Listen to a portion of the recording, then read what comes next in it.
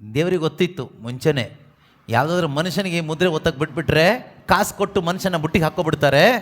ಆದ್ದರಿಂದ ಇದು ನಾನೇ ಒತ್ತೀನಿ ಅಂದರು ದೇವರು. ನಾನು ಮಾಡ್ತೀನಿ ಕೆಲಸ ಅಂತ. ನೀವು ಬೇಕಾದರೆ ಎಣ್ಣೆ ಹಚ್ಕೊಳ್ಳಿ ತಲೆ ಮೇಲೆ, ನೀರಲ್ಲಿ ಮುಳುಗಿಸಿ ಎತ್ತಿ ನೀರು ಹಾಕಿ ಅದೆಲ್ಲ ನೀವು ಯಾರು ಬೇಕಾದರೂ ಮಾಡ್ಕೊಳ್ಳಿ. ಆದರೆ ಒಳಗಡೆ ಕೆಲಸ ನೀವು ಮಾಡೋದು ಬೇಡ, ನಿಮ್ಮಿಂದ ಆಗೋದಿಲ್ಲ.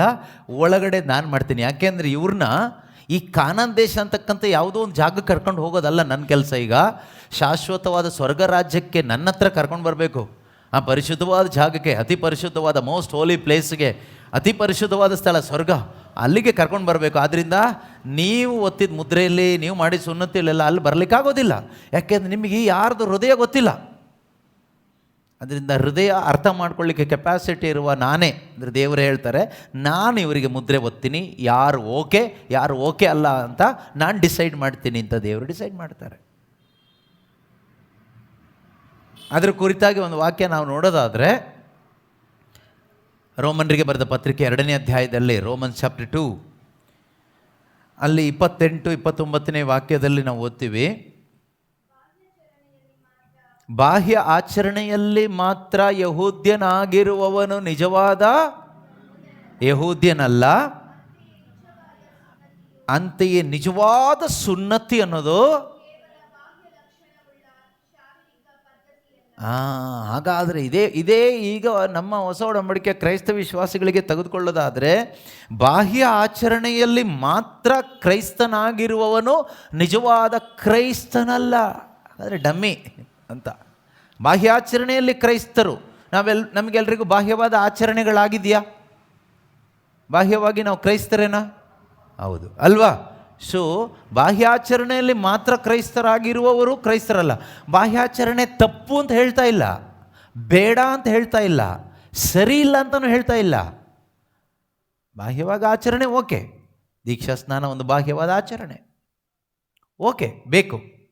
ಆದರೆ ಒಳಗಡೆಗೇನು ಆಗದೆ ಇದ್ದರೆ ಹೊರಗಡೆದು ಮಾತ್ರ ಆಗಿದ್ದು ಪ್ರಯೋಜನ ಇಲ್ಲ.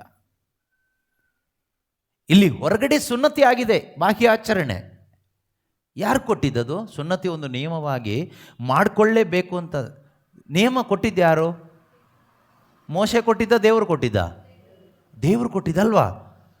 ದೇವರು ಕೊಟ್ಟಿದ್ದ ನಿಯಮನ ದೇವರೇ ಹೇಳ್ತಾ ಇದ್ದಾರೆ, ನೀನು ಹೊರಗಡೆ ಸುನ್ನತಿ ಮಾಡ್ಕೊಂಡು ಪ್ರಯೋಜನ ಇಲ್ಲ ಅಂತ. ಮಾಡ್ಕೋಬೇಕು ಅಂತ ಹೇಳಿದ್ದು ಯಾರು? ದೇವರು. ಹಾಗಾದರೆ ಅದರ ಹಿಂದೆ ಉದ್ದೇಶ ಇದೆ, ದೇವರದೊಂದು ಉದ್ದೇಶ ಇದೆ.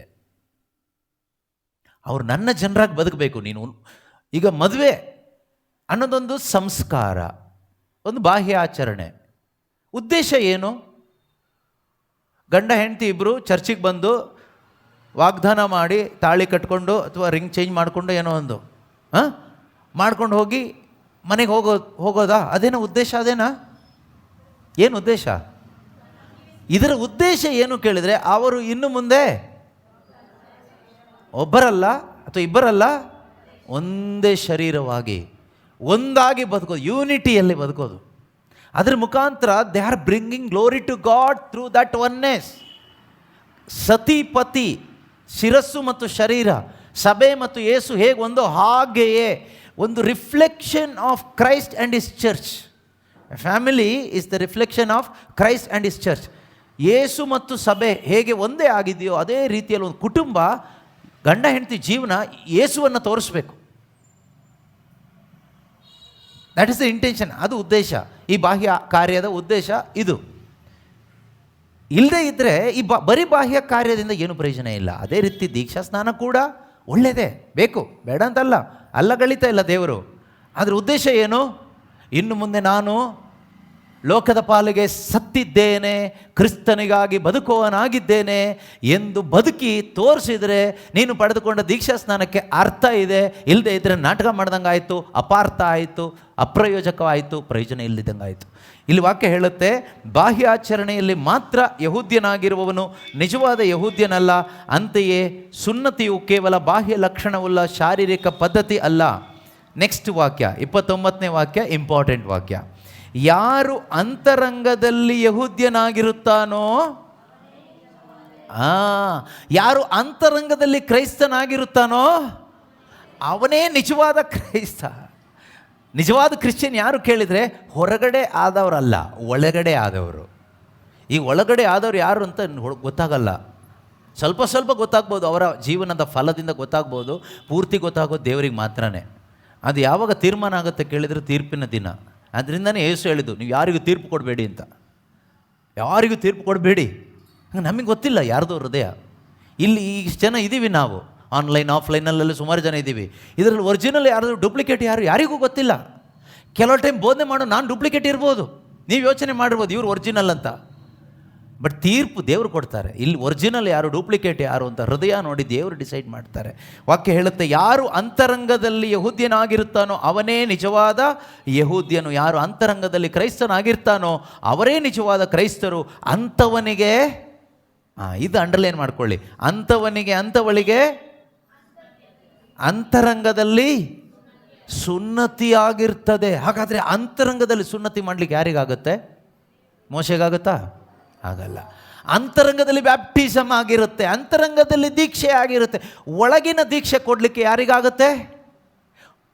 ಒಬ್ಬರಿಗೆ ಆಗೋದು ಅದು ದೇವರಿಗೆ ಮಾತ್ರನೇ. ಅಂತರಂಗವನ್ನು ಉಂಟು ಮಾಡಿದ ದೇವರಿಗೆ ಮಾತ್ರನೇ ಅಂತರಂಗದಲ್ಲಿ ದೀಕ್ಷೆ ಕೊಡಲಿಕ್ಕಾಗುತ್ತೆ. ಹೊರಗಡೆ ದೀಕ್ಷೆ ಯಾರು ಕೊಡ್ಬೋದು, ಒಳಗಡೆ ದೀಕ್ಷೆ ಕೊಡಲಿಕ್ಕಾಗೋದು ಒಬ್ರಿಗೆ ಮಾತ್ರನೇ, ಅದು ದೇವರಿಗೆ ಮಾತ್ರನೇ. ವಾಕ್ಯ ಹೇಳುತ್ತೆ, ಇದು ಲಿಖಿತ ಶಾಸ್ತ್ರದಿಂದ ಆದದ್ದಲ್ಲ, ದೇವರ ಆತ್ಮ ಅವರಿಂದ ಆದ ಕಾರ್ಯ. ಇಂಥವನು ಇಂಥವಳು ಮೆಚ್ಚುಗೆಯನ್ನು ಪಡೆಯುವುದು ಮನುಷ್ಯರಿಂದ ಅಲ್ಲ. ಅದರಿಂದ ಮನುಷ್ಯರ ಮೆಚ್ಚುಗೆಗೋಸ್ಕರ ಬದುಕಬೇಡಿ. ನಿಮ್ಮಲ್ಲಿ ನಿಜವಾಗ್ಲೂ ಹೋಲಿ ಸ್ಪಿರಿಟ್ ಇದ್ದರೆ ನೀವು ಯಾವ ಮನುಷ್ಯರನ್ನು ಮೆಚ್ಚಿಸೋದು ಇಲ್ಲ, ಯಾರ್ದು ಮೆಚ್ಚುಗೆನೂ ಬಯಸೋದು ಇಲ್ಲ. ನೀವು ನಿರೀಕ್ಷೆ ಉಳ್ಳವರಾಗಿರ್ತೀರಿ, ಆಗಮನ ಕಾಲದಲ್ಲಿ ಬದುಕ್ತಾ ಇರ್ತೀರಿ. ಅಂದರೆ ಆತನ ಬರೋಣವನ್ನು ಎದುರು ನೋಡ್ತಾ ಬದುಕ್ತೀರಿ. ಅದಕ್ಕೆ ಖಾತರಿಯಾಗಿ ನಮಗೆ ಪವಿತ್ರಾತ್ಮ ಅವರನ್ನು ಕೊಟ್ಟಿದ್ದಾರೆ. ಈ ಪವಿತ್ರಾತ್ಮ ಇಲ್ಲಿದ್ದವರು ಟೆನ್ಷನ್ ಮಾಡ್ಕೊಂಡು ಬದುಕ್ತಾರೆ. ಅದರಿಂದ ನಾವು ಟೆನ್ಷನ್ ಮಾಡ್ಕೊಂಡು ಬದುಕೋದು ಬೇಡ. ನಾವು ಆಗಮನ ಕಾಲದಲ್ಲಿದ್ದೀವಿ. ನಾವು ಯೇಸು ಕ್ರಿಸ್ತನ ಪುನರಾಗಮನವನ್ನು ನಿರೀಕ್ಷಿಸ್ತಾ ಬದುಕೋಣ.